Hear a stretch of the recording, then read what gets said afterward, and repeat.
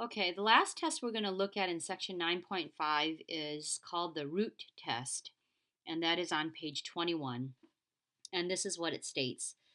Let the series be positive terms. So that means, again, that if the series is alternating signs, then you're going to take the absolute value.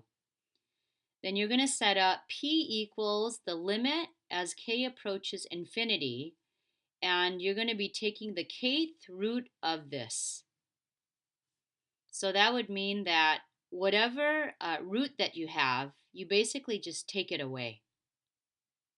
So you're just going to be looking at whatever is under the radical.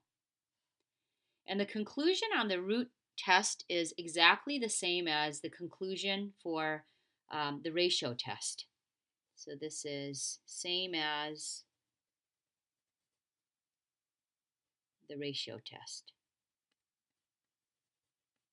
which is kind of nice because you don't have to memorize another set. All right, so the first example is, or let me just state that again. So if p is less than 1, then the series converges. If p is greater than 1 or p is equal to infinity, then the series diverges. And if p is equal to 1, then the series is inconclusive. It may converge or diverge, and you have to try another test. Okay, so in A, you can see that this is raised to the k power. So I'm going to take the root of that, which is the 1 over k. So I'm just looking at what's inside the parentheses. So I have 4k minus 5 over 2k plus 1 as k approaches infinity. And that is equal to 2. I'm just looking at the powers on that. So since 2 is greater than 1, the series diverges.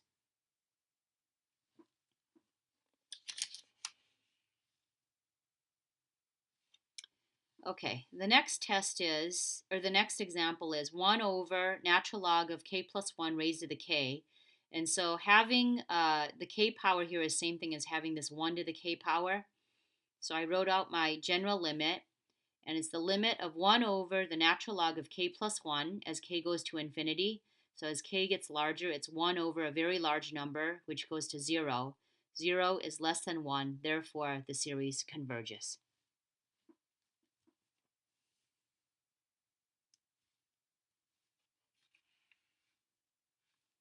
Okay, for example, C, I have the limit, and then I'm going to rewrite, okay, if you could look down here.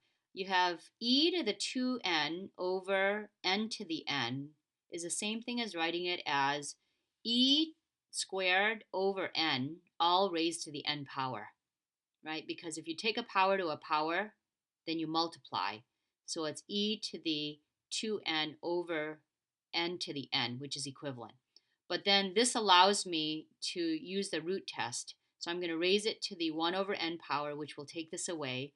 So I end up with limit of e squared over n as n approaches infinity. And so here e squared is just a constant. And then you're dividing it by a very large number, which is going to go out to 0. So since 0 is less than 1, then it converges.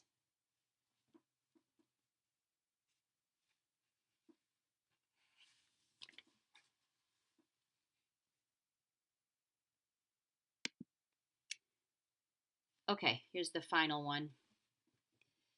So with this one, it's an alternating series, and I'm going to just make it so that it is a positive. So first of all, look down here at my progression. So negative 1 over the inverse tangent of n raised to the nth power.